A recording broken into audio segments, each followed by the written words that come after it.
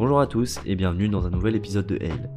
J'espère que tout le monde va bien. Du côté de la chaîne, on approche des 100 abonnés et inutile de vous dire que je pensais pas du tout, il y a un mois, qu'au bout de 10 vidéos on serait autant.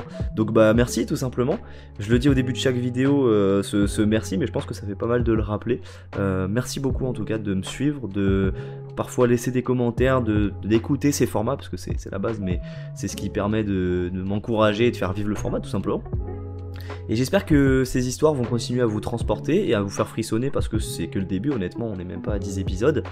Et aujourd'hui, on part sur une histoire du subreddit très connu Let's Not Meet, c'est celle de Chloé qu'elle a vécue avec une amie à elle. Pour ceux qui ont vu l'épisode 7, d'ailleurs ça me faisait penser qu'il fallait que je numérote les épisodes dans le titre, ça peut être une bonne idée, comme ça au moins on voit un peu à quel épisode on en est. Aucun rapport, on est d'accord, mais du coup pour ceux qui ont vu l'épisode 7, vous allez voir que l'histoire d'aujourd'hui a pas mal de points communs, et personnellement elle m'a franchement bien effrayé. J'ai assez parlé, et sur ce, commençons.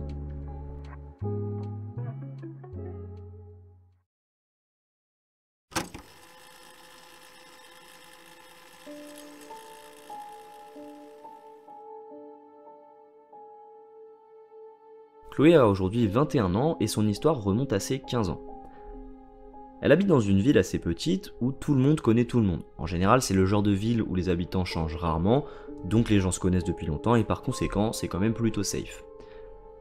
En termes de surface, c'est petit aussi, donc il n'y a pas 1000 choses à faire ou endroits où aller, ce qui fait que la plupart des gens laissent les adolescents sortir avec leurs amis.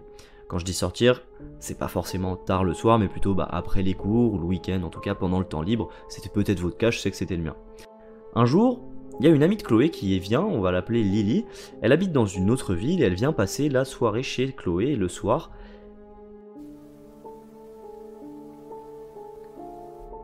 Un jour, une amie de Chloé, Lily, qui habite dans une autre ville, vient passer la soirée chez Chloé.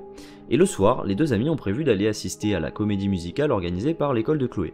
J'avoue que ça me paraît typiquement américain, je sais pas si on fait vraiment ça en France, genre je me souviens pas d'avoir vu une comédie musicale organisée par mon école à 15 ans, mais enfin bref, en tout cas, en attendant le spectacle, Chloé et Lily décident d'aller faire un tour pour sortir un peu et passer le temps.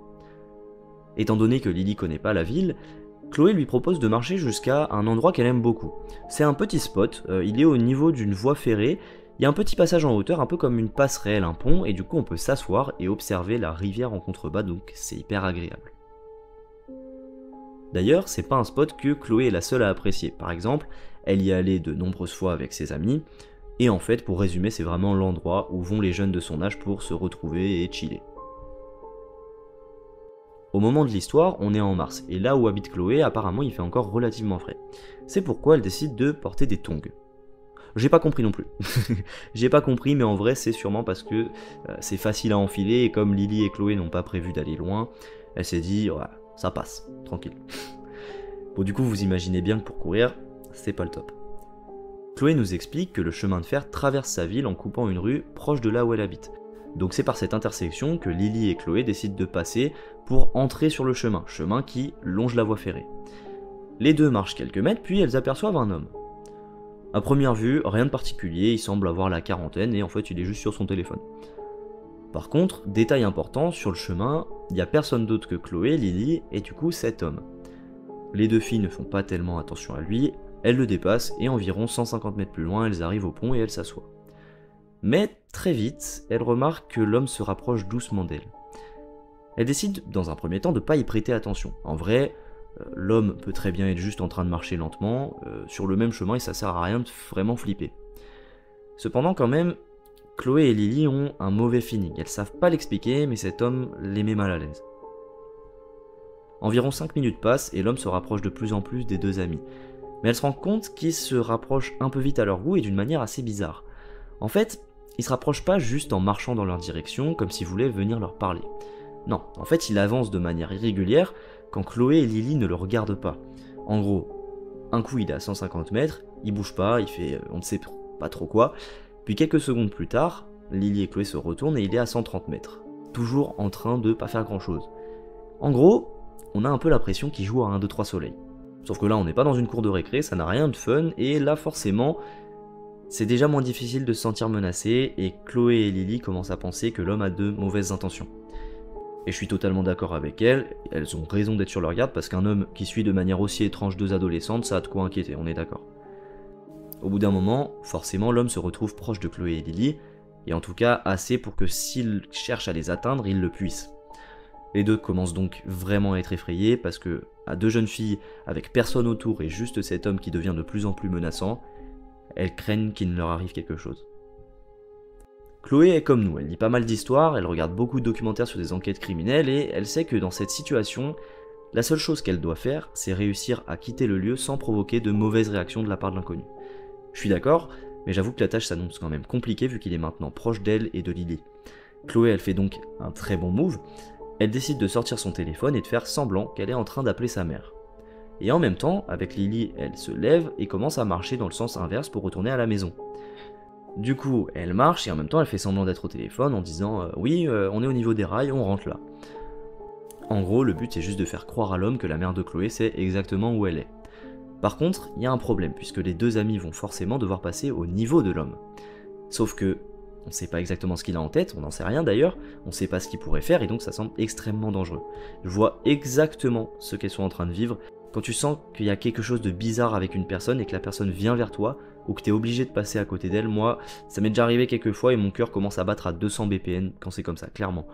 Mais bon, de toute manière, Chloé et Lily n'ont pas le choix et elles continuent à marcher dans la direction de l'homme. Et au moment où elles sont à son niveau, l'homme ouvre pour la première fois la bouche pour dire « Je sais que t'es pas au téléphone. » Le sang de Chloé et Lily se glace en un instant. Elles étaient déjà effrayées, maintenant elles sont littéralement terrifiées. Jusqu'à ce moment, l'inconnu n'avait pas prononcé un seul mot, et il n'avait pas fait d'action qui indique clairement qu'il était une menace. Bon alors ça c'est ce que dit Chloé, mais je trouve que le voir se rapprocher bizarrement c'est déjà assez flippant comme ça. Mais en tout cas, en entendant ces mots, Chloé réalise que la menace qu'elle percevait est bien réelle et que l'homme est dangereux. Au moment où l'information monte au cerveau de Chloé, elle et Lily se mettent à courir pour leur vie. Les deux foncent à toute vitesse pour éviter le pire et les tongs de Chloé se cassent dans la course, ce qui fait qu'elle tape le plus gros sprint de sa vie, pieds nus sur les graviers le long du chemin de fer. Dans sa course, Chloé atteint un tel niveau de panique qu'elle n'ose même pas se retourner, tout simplement parce qu'elle a peur de voir l'homme leur courir après. Finalement, lorsque les deux amis arrivent à bout de souffle, Chloé regarde rapidement par-dessus son épaule et elle voit l'homme debout, exactement au même endroit où elles l'ont fui. Il n'a pas bougé, il ne leur a pas couru après, et pourtant Chloé a eu tellement peur qu'elle n'arrive pas à chasser la peur de se retourner une nouvelle fois. Ironiquement, Chloé nous dit qu'elle n'est pas vraiment sportive, mais que ce jour-là, elle aurait clairement pu remporter les JO d'athlétisme en 100 mètres, vraiment. Quand, après une course qui leur a semblé éternelle, Lily et Chloé atteignent la route principale, Chloé appelle vite sa mère pour lui raconter ce qui vient de se passer. Petite coïncidence, heureuse coïncidence en tout cas, elle est déjà en voiture et elle passe les chercher directement en 2 minutes et les ramène à la maison et ça y est, les deux amis sont enfin en sécurité.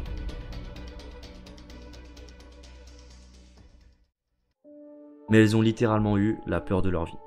À tel point que depuis, c'est-à-dire en 6 ans, Chloé n'est jamais retournée près des rails, et aujourd'hui elle pense encore à cet homme qui savait qu'elle n'était pas au téléphone. C'est maintenant la fin de cette histoire. Qui était cet homme? Que voulait-il? On saura jamais. La seule chose qu'on peut faire, c'est émettre des hypothèses. Une qui me paraît probable et qui est celle à laquelle j'aurais le plus envie de croire parce que c'est la moins pire, c'est que l'inconnu voulait juste faire peur à Chloé et Lily. Alors pourquoi? J'en ai aucune idée, mais dans le fond parce que ça doit être un mec tordu tout simplement. Mais certaines personnes font ça, alors c'est une possibilité. Dans tous les cas, peu importe ce que l'on croit, l'important c'est que Chloé et Lily soient saines et sauves. Après, le coup au mental qu'elles ont dû prendre doit être énorme, j'espère qu'elles arrivent quand même à ne pas trop y penser aujourd'hui, donc une énorme pensée à vous. Pour moi, directement cette histoire est totalement vraie.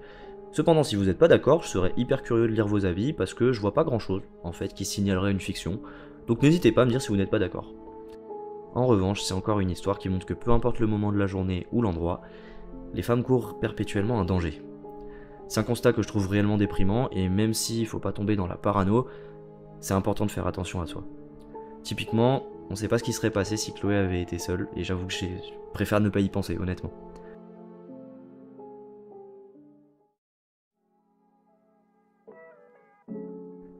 Voilà, c'est maintenant la fin de cet épisode, j'espère que vous avez été autant transportés que moi lorsque j'ai lu cette histoire.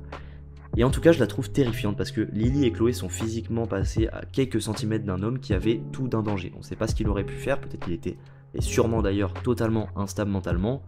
Moi j'espère que ce genre de choses ne m'arriveront tout simplement pas. On est bien quand on est en sécurité, pour frissonner il y a YouTube, pas besoin d'aller si loin. Vraiment, si ça peut ne pas arriver, on prend. En tout cas, merci d'avoir écouté cet épisode. Comme d'habitude, je serai hyper heureux de lire vos retours et de vous répondre. Je me répète, mais je suis tout nouveau sur YouTube, donc vous savez à quel point vos commentaires sont précieux pour que je puisse m'améliorer. Donc n'hésitez surtout pas, ça me fait réellement plaisir. Il ne me reste plus maintenant qu'à vous souhaiter une très bonne journée ou soirée, et à très bientôt pour un nouvel épisode.